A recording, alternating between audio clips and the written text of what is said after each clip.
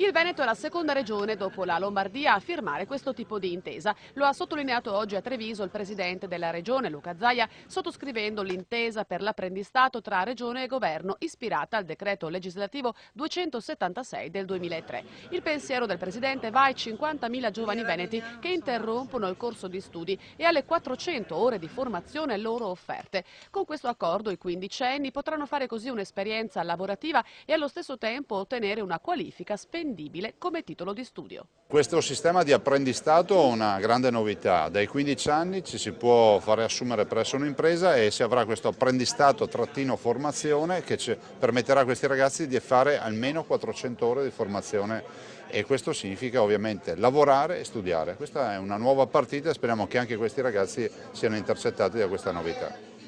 Il ministro del welfare ha commentato la firma posta a Treviso tra governo, regione e parti sociali definendola un particolarissimo tipo di apprendistato che ha un contenuto formativo ma che si realizza riconoscendo che il lavoro è parte del processo educativo di un ragazzo. Unisce 400 ore di apprendimento con un'esperienza lavorativa che può far scoprire a molti giovani che hanno l'intelligenza nelle mani, ridà dignità al lavoro manuale che spesso anche garantisce un reddito anche maggiore di altre attività professionali e alimenta nel nostro territorio anche mestieri che talora possono essere perduti.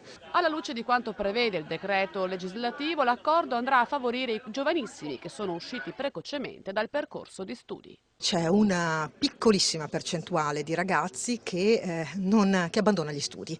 Noi abbiamo fatto tanto con la formazione professionale che riesce ad abbattere la dispersione scolastica. La Regione Veneto è una di quelle che ha meno dispersione scolastica di tutte, eppure ci sono ancora ragazzi che non arrivano alla fine del percorso di studi, che abbandonano tutto e noi li perdiamo.